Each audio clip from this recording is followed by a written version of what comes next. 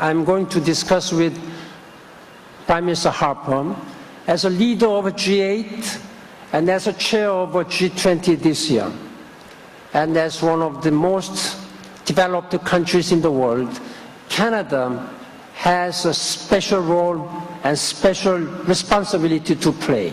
That is what I'm going to emphasize here.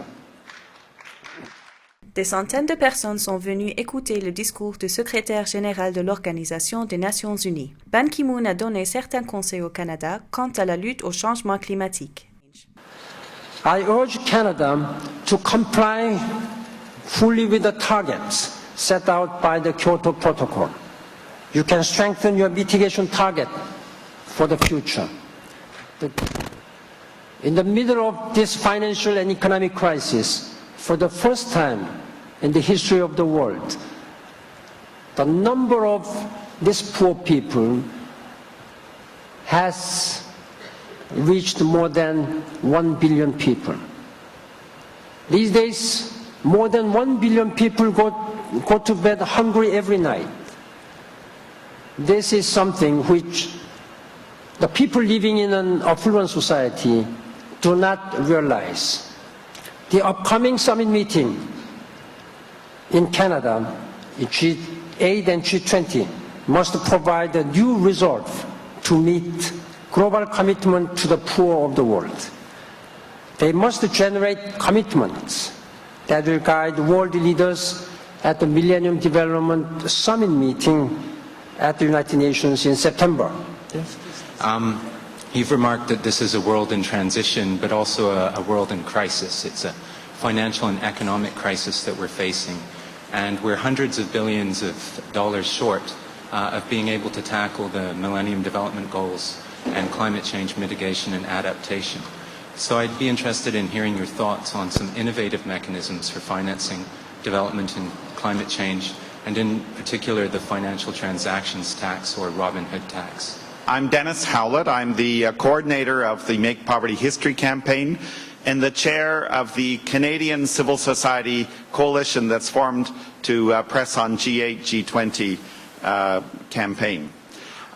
My question is, you're very correct to insist that the promises made at Glen Eagles be kept, but in light of the impact of climate change and the global economic crisis, what above and beyond keeping past commitments, what is the new level or scale of commitment that's necessary in order to actually achieve the Millennium Development Goals? It's not because of all this economic crisis that we should neglect their commitment to help poor people. Then climate change is also something which we cannot wait, we cannot neglect because of this financial crisis.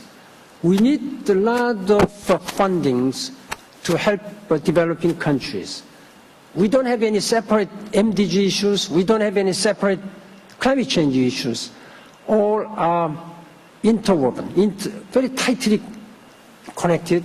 So if we address climate change, if we address food security or Millennium Development Goals, I think we will be able to address all these issues comprehensively.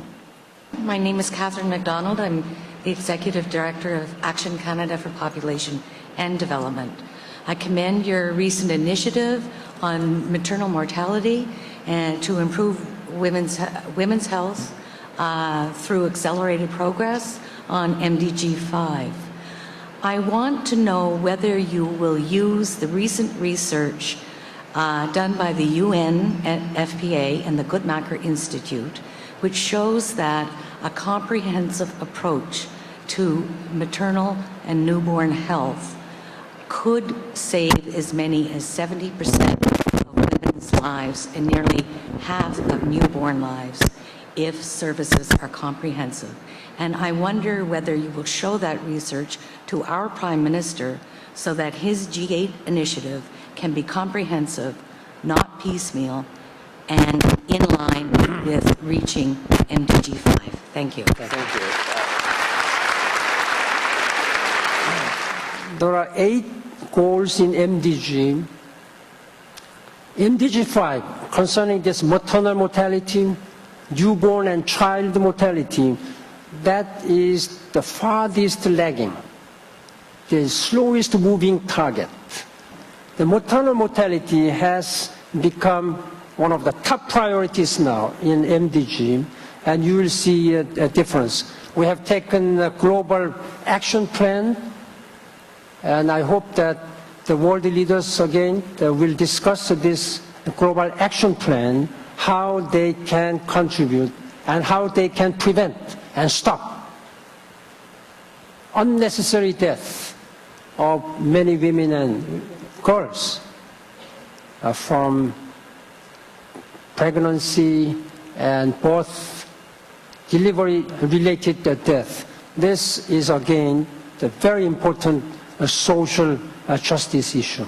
You can count on the United Nations. At the same time, please speak to Prime Minister and your national leaders to do more on that.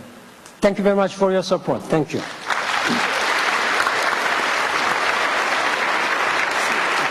I'm just going to say a few words for French. Joins-toi aux milliers de Canadiens et Canadiennes qui font entendre leur voix. Visitez atable2010.org.